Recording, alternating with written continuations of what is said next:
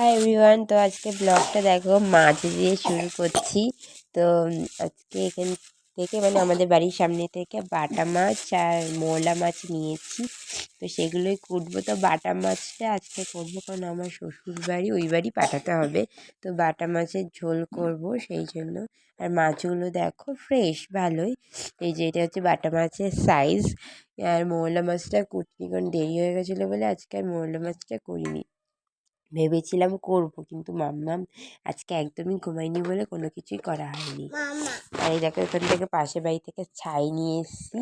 ছাই দিয়ে মোলা মাছ আর বাটা মাছ কুটবো বলে নিয়ে এসেছি। মাছ কুটতে কুটতে আমার মেয়ে উঠে পড়েছে। এবার আমি বুঝতে পারছি না আমি কখন কি করব। আমার শ্বশুর বাড়ি ওইখানে এগুলো পাঠাতে হবে, মানে ভাত তরকারি সব পাঠাতে হবে।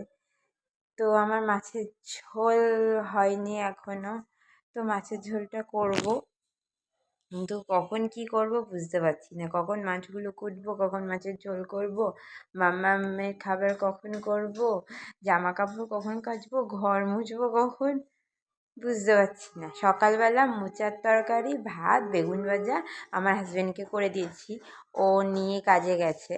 আর এখন মাম্মাম কোল ছাড়ছে না, একটু ঘুম পাড়িয়েছিলাম কষ্ট করে, আর ওর ঘুম 5-10 মিনিট এরকম, তার বেশি মাম্মাম ঘুমায় না। তো দেখো কতটা কি করতে পারি, পরে তোমাদের সাথে শেয়ার করছি। একটু সামলাই মাম্মামকে আগে। দেখো আমি গোছাই আর আমার মেয়েটা দেখো সব লন্ডভন্ড করে দেয়। সারাটা দিন আমি গোছাবো ও গোটাবে। ওইগুলো জামা কাপড়গুলো সব গুছিয়ে রেখেছি, এসে দেখি সব নামিয়ে এরকম অবস্থা করে রেখেছি। এই সন্ধেবেলা এই দেখো কি করছে। হ্যাঁ মাম্মা গাই, হ্যাঁ গাই। এই দেখো সন্ধেবেলা কি করছে আমি আর মাম্মামকে ছোটোবেলার মতো দোল খাওয়াচ্ছি। হ্যাঁ এটা কি গাড়ি? হ্যাঁ গাড়ি। পাশে আমি ভয়েস ওভার দিচ্ছি, আমার মাম্মাম পাশে আছে, জানোই তো। ওর সাথে এখন শুধু কথা বলতে হয় আর কথার উত্তর দিতেই হবে, নয় কিন্তু ও খুব রেগে যাবে।